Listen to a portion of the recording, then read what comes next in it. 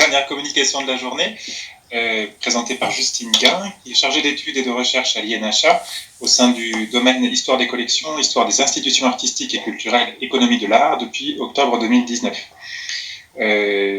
Précédemment, vous aviez suivi votre formation à l'École du Louvre et notamment au sein du groupe de recherche Versailles de l'École du Louvre, avec un premier travail de recherche sur les collections d'Alexandre Lenoir dans les galeries historiques de Versailles. Et puis ensuite, vous êtes passé à un autre artiste que je ne connais pas, le sculpteur, j'ai oublié son prénom, Jean-Baptiste Plantard. Il faudra que vous m'expliquiez en quoi il est le sculpteur ornemaniste de la monarchie du Louvre, de votre thèse dirigée par Jean-Michel Legnaud et Lionel Arsac, l'un donc à l'école pratique des hautes études et l'autre conservateur au château de Versailles. C'est précisément sur cette articulation entre architecture, histoire et ornement que vous allez nous parler maintenant, donc détails d'architecture, histoire et ornement dans la sculpture monumentale. Merci beaucoup pour cette présentation et bonjour à tous. Vous m'entendez bien? Oui. Oui. Alors, mon intervention aujourd'hui portera donc sur le sens du détail en architecture au XIXe siècle, notamment par le biais de la sculpture ornementale et dans un cadre monumental. Alors, au XIXe siècle, comme vous le savez et comme on l'a vu avec les communications de ce matin, un thème est largement représenté, c'est celui de l'histoire en peinture et en sculpture. Et cela se vérifie à travers les différents salons qui se tiennent tout au long du siècle. Et en marge de cette omniprésence, un peu moins étudiée, la sculpture monumentale, celle qui détaille et décore l'architecture, témoigne elle aussi de cet engouement.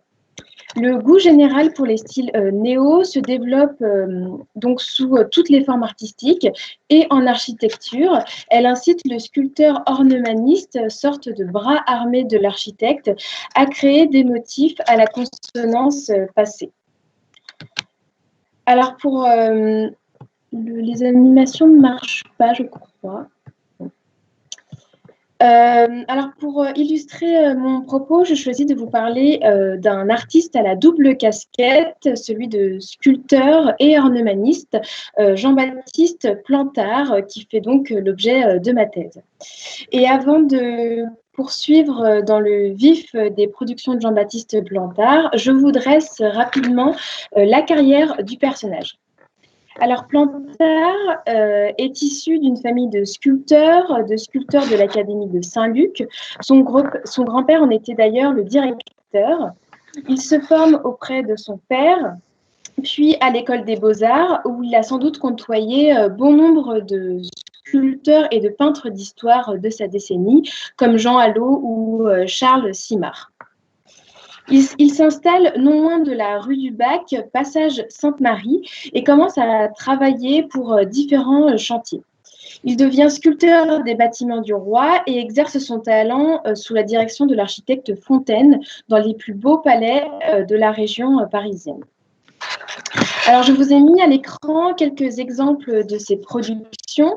Il a notamment réalisé la voûte de la Galerie des Batailles à Versailles, mais aussi des décors sculptés pour la chapelle Saint-Ferdinand de Neuilly, qui était une chapelle commandée à la mort du duc d'Orléans, donc le fils de Louis-Philippe. À votre droite, vous voyez l'escalier d'honneur des Tuileries, aujourd'hui disparu, mais dont Plantard a réalisé les décors. Il a également réalisé la voûte de la chapelle expiatoire de la rue d'Anjou, que vous pouvez, elle, toujours admirer. Et il a également réalisé plusieurs restaurations, notamment pour la cascade du château de Saint-Cloud. Et donc, aujourd'hui, je vais vous emmener ainsi de détail en détail au fil des réalisations du sculpteur afin de faire résonner ensemble trois notions essentielles que sont l'histoire, la sculpture et l'ornement. Alors, le lieu majeur qui fait parfaitement résonner ces trois notions au XIXe siècle, c'est Versailles. Entre 1830 et 1850, date qui délimite l'essentiel de la carrière de Jean-Baptiste Plantard, l'union la plus probante entre art et histoire s'incarne au château de Versailles, qui devient officiellement le musée de l'histoire de France en 1837. Dans les guides de l'époque, il est recommandé de commencer la visite des galeries par l'aile nord que vous voyez à droite de l'image. Et le visiteur emprunte alors la galerie de pierre du rez-de-chaussée qui débute juste après le vestibule bas de la chapelle, accessible depuis la porte que vous voyez au milieu de la peinture qui s'affiche à l'écran. Alors, cette galerie de pierre, elle est parsemée d'effigies funéraires, principalement en provenance de l'ancien musée des monuments français ou copiées d'après les tombeaux de la basilique Saint-Denis.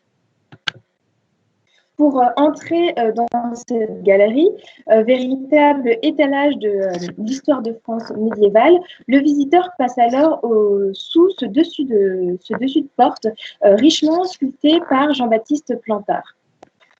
Alors, ce dessus de porte, il est encadré d'une bande de rinceaux végétaux, motif médiéval par excellence. On y voit également un trophée d'armes qui préside donc l'entrée de la galerie, avec affublé de chaque côté de cette entrée les représentations de Clovis et de Clotilde, premiers rois et reines de France, dont je vous ai mis le visuel à votre gauche.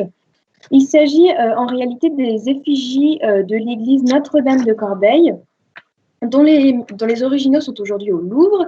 Ces statues sont passées par le musée des monuments français et ont été copiées en plâtre pour être placées dans cette galerie et s'associer parfaitement avec le bas-relief sculpté par Jean-Baptiste Plantard. Et donc cet ensemble permet au début de la galerie de pierre d'insister sur la période qui commence alors de manière muséographique, celle du Moyen-Âge. Durant tout le chantier des galeries historiques, Jean-Baptiste Plantard sera chargé d'accompagner et d'illustrer la muséographie au moyen de la sculpture monumentale inhérente à l'architecture et qui va donc permettre une immersion totale du visiteur dans la période suggérée non seulement par les œuvres, mais aussi par le décor. Alors, ce bas-relief que je vous montre est aujourd'hui malheureusement détruit, toujours conservé à Versailles, mais en plusieurs morceaux. Et donc, on va s'attarder sur quelques détails à partir d'une photographie ancienne. Dans le cas des sculptures de Jean-Baptiste Plantard, le détail est précisément l'occasion de reproduire un motif et de montrer sa connaissance historique, alors en l'occurrence ici celle du Moyen-Âge.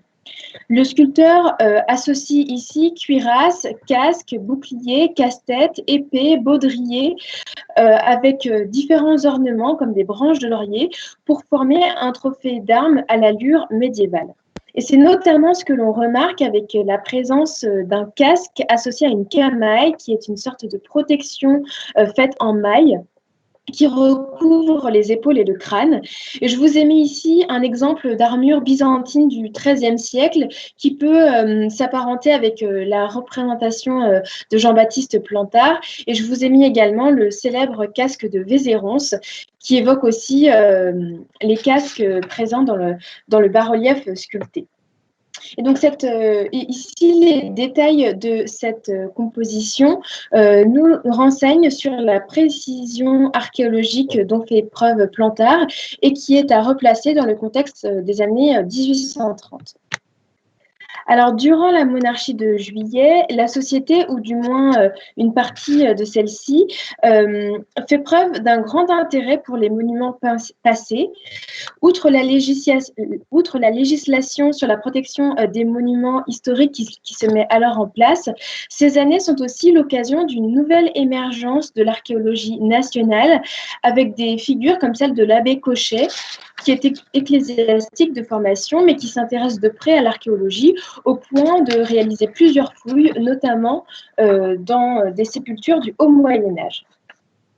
Alors, lorsque l'on s'attarde sur la vie de Jean-Baptiste Plantard, on s'aperçoit également que sa belle famille, et notamment son beau-frère Charles Micheli, qui était mouleur de formation, collectionnait les objets médiévaux. Et donc, cette collection a été en partie vendue à un musée en Belgique, le musée Mayer-van der Berg, et quelques collections ont rejoint le Louvre. Et je vous présente ici une Vierge à l'enfant du début du XIVe siècle. Alors cet exemple de collection, si proche du sculpteur, illustre donc cet intérêt croissant pour le Moyen-Âge au XIXe siècle, dont témoignent aussi d'autres collections plus connues, comme celle d'Alexandre Sauvageot, qui a fait don de sa collection au Louvre en 1856. Donc le bas-relief dont je vous parlais tout à l'heure est donc détruit, mais il est à mettre en regard avec le décor réalisé aussi, un autre décor réalisé par Jean-Baptiste Plantard, quelques mètres plus loin, dans les salles des Croisades.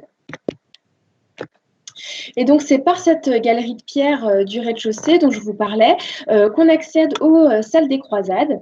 Donc, comme leur nom le laisse deviner, ce sont 5 salles successives qui illustrent par le moyen de la peinture, mais aussi de la sculpture, les guerres du Moyen-Âge.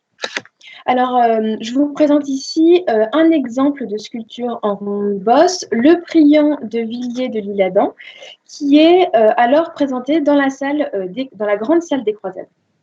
Un peu plus tôt, je vous ai dit que bon nombre d'effigies funéraires de la galerie provenaient du musée des monuments français d'Alexandre Lenoir. Et donc, c'est bien le cas de ce priant qui arrive à Versailles en 1843. Et lors de son arrivée, on demande à Jean-Baptiste Plantard de lui créer un nouveau piédestal. Et donc, il va l'orner en reprenant le vocabulaire historique de la période de création de ce priant, donc le XVIe siècle. Alors, je vous affiche quelques détails. Sur les faces, on observe 4 ogives surbaissées avec 4 colonnettes torses aux angles surmontées de clochetons. Sur 2 des faces du piédestal figurent les armes du personnage qui sont réalisées sur fond de branches de lys en rinceaux. Les 2 autres parties latérales sont ornées de 2 couronnes de laurier avec des rubans. Au milieu de l'une, on voit un aume que vous ne voyez pas ici sur la photographie, et au milieu de l'autre, que vous voyez ici sur le PowerPoint, vous avez des gantelets représentés au milieu de branches de lys garnissant les fonds. Et la représentation des armes sur le piédestal du défunt est alors une pratique courante au XVIe siècle, et c'est quelque chose qu'on peut retrouver par exemple sur l'effigie funéraire de Charles de Marigny par Pierre Bontemps, qui est conservée au musée du Louvre et qui date de 1557. De même, les gantelets que l'on voit donc sur le piédestal de Plantard peuvent se retrouver par exemple sur le monument funéraire du connétable Anne de Montmorency, qui est conservé, dont des fragments sont aujourd'hui conservés au musée de la Renaissance à Écouen. Et donc, par le détail de ce piédestal, on observe la capacité de Jean-Baptiste Plantard à synthétiser les quelques caractéristiques stylistiques d'une époque afin d'en élaborer une reproduction assez convaincante en dépit du matériau utilisé, puisqu'ici, il réalise ce piédestal en marbre qui, en réalité, fait tout de même contraste avec en plâtre, qui fait contraste avec la sculpture en marbre du XVIe siècle. Alors, voici d'autres détails de ces salles des Croisades. Pour ces pièces, toute la décoration a été conçue à partir de la porte de Rhodes, qui est un cadeau diplomatique fait par le sultan Mahmoud II à Louis-Philippe. Et c'est Plantard qui est chargé de la restauration de cette porte afin de l'installer dans la grande salle des Croisades.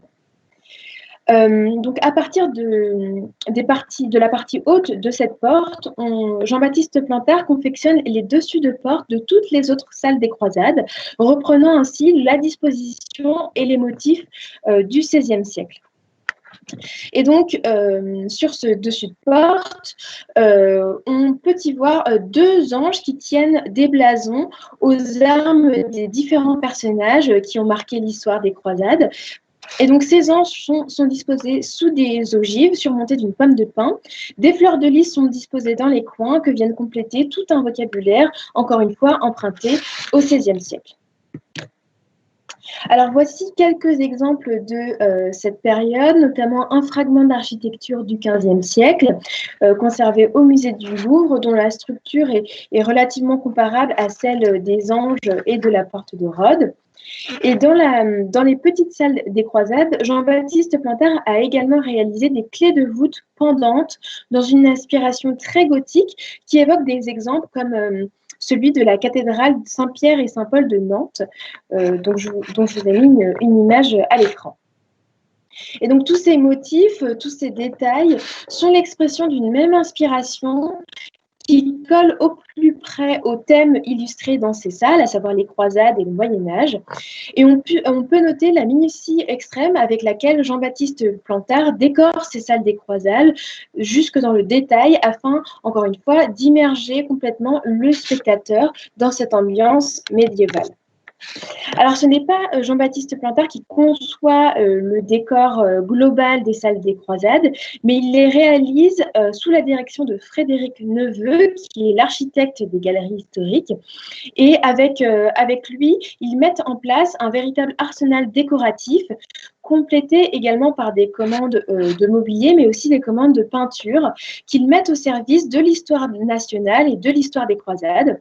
Et donc, les décors que je vous ai présentés, ceux de Jean-Baptiste Plantard, sont tout à fait complémentaires du cycle peint également présent dans ces salles et ne s'envisagent qu'en symbiose avec le reste du décor.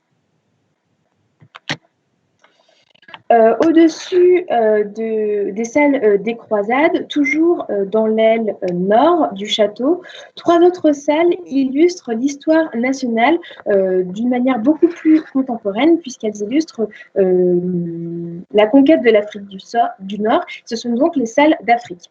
Et ces salles d'Afrique, elles sont introduites par cette même galerie de pierre que l'on retrouve au premier étage et par 2 dessus de porte, dont je vous ai mis un exemple ici. Donc, on a l'histoire qui est mise à l'honneur de manière beaucoup plus monumentale, mais aussi d'une manière beaucoup plus directe, puisque c'est l'allégorie de l'histoire que vous voyez ici, figurant dans un médaillon au centre de la composition sculptée par Jean-Baptiste Plantard. Elle rédige donc les tables de l'histoire, accompagnées d'un petit génie dans la version dessinée et de la statue équestre de Louis XIV, qui était alors située au milieu de la cour d'honneur dans la version finale. Et donc, dans un motif de cuir retourné, le médaillon est entouré par 2 autres génies, représentant d'un côté la sculpture, que l'on voit tenant un maillet et une petite statuette, et de l'autre côté la peinture tenant une palette. Et donc, l'ensemble est entouré de trophées d'armes. Et ici, ornements et sculptures se mêlent véritablement et devaient s'accompagner d'un message politique avec les 3 mots inscrits dans la version dessinée, honneur, patrie et gloire, ne faisant que confirmer le message sous-entendu par la composition. Alors, habituellement, les allégories, notamment celle de l'histoire, est donc un sujet central d'une composition, souvent peinte, mais ici, elle s'incarne plutôt comme un détail central, mais un détail tout de même de la composition sculptée, puisqu'il faut s'imaginer... alors, je vous ai mis l'image ici. Il faut s'imaginer cette composition sculptée qui est en fait... au-dessus des portes menant aux salles d'Afrique. Et donc, il y a une certaine distance entre le spectateur et la composition sculptée, et elle n'est donc pas aussi discernable que les détails que je vous en présente ici. Cette composition, elle peut aussi être une citation d'une autre composition sculptée au château, celle-ci par Antoine Coisevaux dans le Salon de la Guerre, une composition exécutée d'après les dessins de Charles Lebrun. On peut voir la muse Clio, donc la muse de l'histoire qui est figurée dans la même position et dans la version dessinée par Plantard, on la voit également accompagnée d'un petit Cupidon. Elle est représentée de la même façon, drapée à l'antique, et c'est une représentation assez canonique pour cette allégorie. Et donc, par cette composition, Louis-Philippe entend montrer l'importance des arts, en particulier de la peinture et de la sculpture, dans la mise en valeur de l'histoire nationale, de l'histoire commune, devant réunir à nouveau tous les Français. Et c'est bien là le message de cette monarchie de Juillet en quête de légitimité. Et donc, on retrouve cette référence aux arts dans les salles d'Afrique, comme ici dans la salle de la Smala, où l'on voit au-dessus du tableau d'Horace Vernet encore une composition de Jean-Baptiste Plantard avec deux génies encadrant un médaillon aux armes de Louis-Philippe. On voit également des trophées de guerre et des instruments en référence à la peinture avec la palette, à l'architecture avec la colonne, ou encore aux sciences comme la géographie avec un globe que l'on aperçoit derrière un des génies. L'autre alliance entre peinture, sculpture et histoire au musée, au château de Versailles est le vestibule Napoléon dans l'aile du Midi. Alors, dans les salles du rez-de-chaussée du château sont installées dans les années 1840 ce que l'on appelle les salles Empire. Et soucieux d'aborder tous les épisodes de l'histoire de France, Louis-Philippe consacre 13 salles à l'histoire napoléonienne où il réunit peinture et sculpture datant ou illustrant cette époque. Et donc, à la même période, le retour des cendres de Napoléon Bonaparte avait créé un vif émoi dans la société française et abondé dans le sens d'une réconciliation générale autour d'une histoire française commune. Et donc, au milieu de cette enfilade de pièces destinées à l'histoire du Premier Empire et communiquant avec la galerie de pierre au rez-de-chaussée, le vestibule Napoléon structure et introduit cet ensemble thématique. Une nouvelle fois, Plantard est chargé du décor et d'orner les 4 dessus de porte prévus à cet effet. Et donc, il réalise 4 compositions, dont une apparaît à l'écran. Et cette composition, elle figure un aigle, donc symbole de Napoléon, enserré dans une couronne de laurier et disposé au milieu de trophées d'armes. Et la version initiale, la version dessinée, proposait également d'inscrire Napoléon sur le phylactère disposé entre les griffes de l'aigle. Et si l'on regarde dans le détail la composition de Jean-Baptiste Plantard, on observe une concentration des symboles napoléoniens que l'on retrouve dans les œuvres du début du 19e siècle. L'aigle de Jean-Baptiste Plantard reprend la posture des aigles placés à la base de la colonne Vendôme et réalisée donc durant le Premier Empire vers 1806-1810 avec les ailes déployées, le torse en avant, la tête de l'animal tournée sur le côté et la toute-puissance des serres de l'aigle. On voit aussi la cuirasse située à droite de la composition de Plantard, qui fait penser aux cuirasses de parade de cette époque, et notamment à celle du roi Jérôme, conservée au château de Fontainebleau et réalisée vers 1811. Sur le bas de la composition, on retrouve une casquette de sapeur évoquée dans de nombreuses représentations de la période. Et de l'autre côté, on retrouve un casque de cuirassier, comme celui que l'on peut voir dans le cuirassier blessé quittant le feu, peint par Géricault et conservé au musée du Louvre. Et donc, une nouvelle fois, comme dans les œuvres précédentes, Jean-Baptiste Plantard fait preuve d'une grande précision historique, jusque dans les détails de sa représentation, pour illustrer une période historique donnée. Alors, autre période mise à l'honneur dans les galeries historiques de Versailles, c'est le XVIIe siècle et notamment celui de Louis XIV, bâtisseur de Versailles. L'escalier des Princes dans l'aile sud du château date de ce XVIIe siècle. Et ce que vous voyez ici, c'est un escalier à la décoration plutôt homogène, mais en réalité, elle a été réalisée en 2 temps, une partie au XVIIe siècle, pensée par Antoine Coisevaux et par Lebrun, et l'autre au XIXe siècle. Alors, dans l'image que vous voyez sur la gauche, il s'agit de l'état de l'escalier avant le XIXe siècle, avant que Plantard intervienne. Et donc, Plantard est chargé de compléter ce décor. Les compositions de trophées d'armes avec des casques, des faisceaux dicteurs, des boucliers reprennent dans le détail les modèles que l'on peut voir dans la galerie des glaces et dont je vous ai mis une image sur la droite. Et les sculptures de Jean-Baptiste Plantard s'accordent donc parfaitement avec les compositions sculptées d'Antoine Coisevaux pour donner l'illusion d'une homogénéité totale pensée durant le grand siècle. La présence du casque et de la peau du lion de Némée, qui sont des détails donc, de la composition de Plantard, fait peut-être référence à l'allégorie de Louis XIV en Hercule, qui est une iconographie quelque peu utilisée par le souverain avant de choisir celle de l'allégorie du roi Soleil qu'on connaît plus largement. On retrouve donc cette évocation à l'extérieur du château, dans la cour, où l'on voit sur l'un des bas-reliefs sculptés de la cour de marbre un lion greffé à un bouclier, donc peut-être une référence à ce lion de Némée. Et dans ce cas, Jean-Baptiste Plantard ne ferait que reprendre une iconographie déjà utilisée au XVIIe siècle, ce qui abonde encore une fois dans le sens d'une totale homogénéité du sculpteur. Et comme je vous le disais, Hercule a été une iconographie un temps envisagée par le futur roi Soleil, et c'est un thème que l'on retrouve dans un dessin de Lebrun conservé au musée du Louvre et représentant l'apothéose d'Hercule, qui était destiné à l'hôtel Lambert. Et on retrouve aussi cette iconographie dans un tableau de la même époque, conservé au musée de Lille, et qui était destiné aux appartements de Louis XIV aux Tuileries.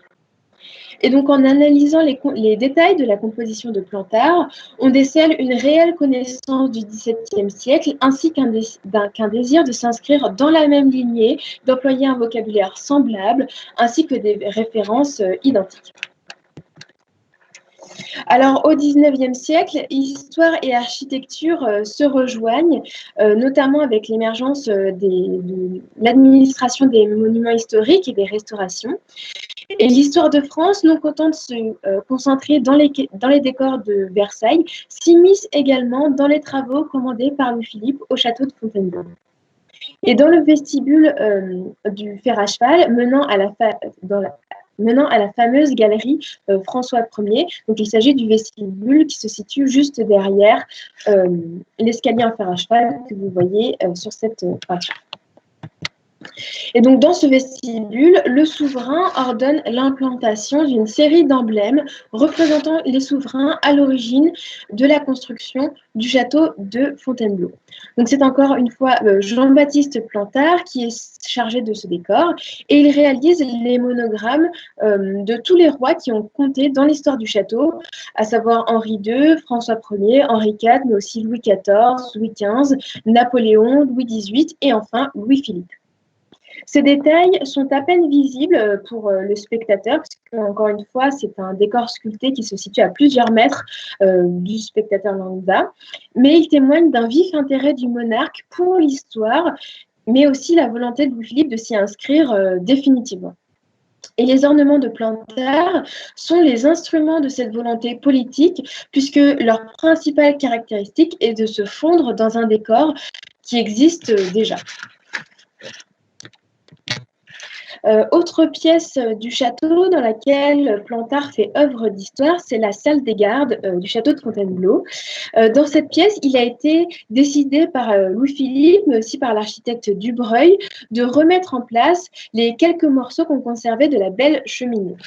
Alors, la Belle Cheminée, c'est une œuvre qui a été commandée par Henri IV à Mathieu Jacquet en 1597. Pour orner le château de Fontainebleau. Elle a été démembrée vers 1725 pour construire la salle de spectacle de Louis XV et elle a été à cette époque placée dans les réserves du château. Mais Louis-Philippe a à cœur de restaurer le palais tel qu'il avait été conçu dans le passé et souhaite réutiliser ces morceaux historiques. Et il veut aussi s'inscrire, encore une fois, dans cette lignée de souverains qui ont compté pour Fontainebleau, et en particulier ici Henri IV, puisque Louis-Philippe est issu de la descendance du frère de Louis XIV, qui lui-même est issu du premier roi Bourbon, qui est Henri IV. Et donc, de cette cheminée proviennent l'encadrement ainsi que les deux statues de la force et de la paix, qui sont les œuvres du sculpteur Franqueville. Et donc, il a été demandé à Jean-Baptiste Plantard de repenser ces éléments restants de la Belle Cheminée dans une structure moderne. Et il a ainsi conçu et disposé tout l'ensemble en prenant soin d'intégrer de manière harmonieuse ces éléments anciens. Le château de Fontainebleau conserve un dessin de Jean-Baptiste Plantard que vous voyez à l'écran et qui témoigne de son rôle dans l'agencement de la cheminée. Plantard assemble les différents éléments du XVIe siècle et complète les manques afin d'unifier la composition. Il crée des nouveaux éléments, mais toujours à la manière de l'ancien. Il réalise notamment les éléments autour du buste de Henri IV, à savoir les couronnes de laurier en graines, ainsi que la console qui maintient le buste. Les montants de la cheminée sont décorés de figures antiques avec des chimères au sommet. Plantard dispose également des guirlandes de fleurs et de fruits soutenus par des enfants, et il fait figurer au milieu de ces guirlandes le chiffre de Louis-Philippe qu'il complète sur les montants par le chiffre de Henri IV. Et donc cette composition est un véritable travail d'intégration, de restauration et de création historique. Jean-Baptiste Plantard ajoute des éléments en même temps qu'il restaure des décors anciens. Dans cette salle, on remarque sa qualité à redonner l'éclat à des décors passés par de multiples adjonctions.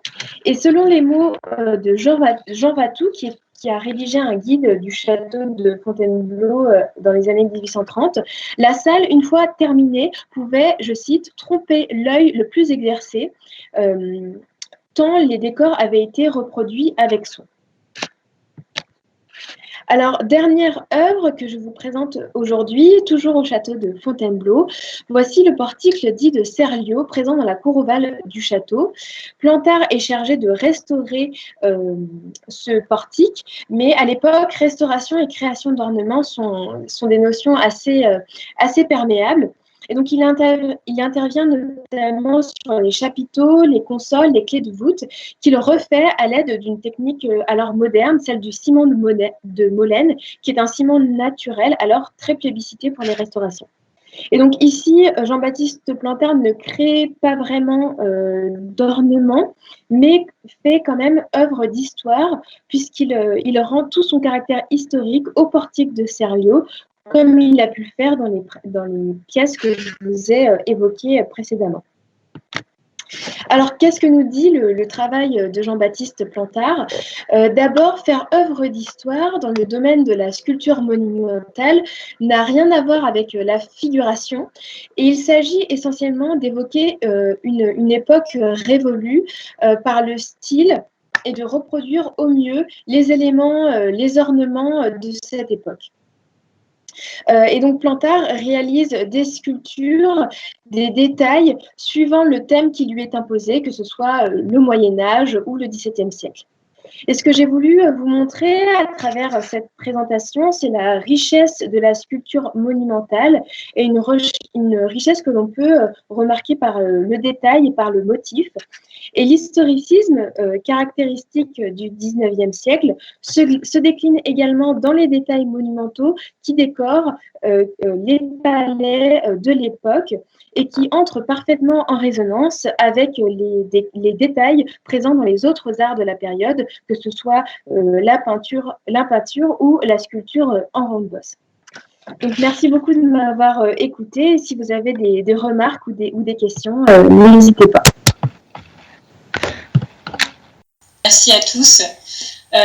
Et puis, en espérant que le deuxième volet de ces journées pourra se faire le 1er décembre à Tours, et puis compléter cette réflexion-là. On a posé un peu certaines bases, on a esquissé certaines idées autour de certaines notions autour du détail, et on pourra approfondir ça, faire dialoguer ça avec cette journée au Musée des Beaux-Arts de Tours, où on espère on pourra se voir en vrai.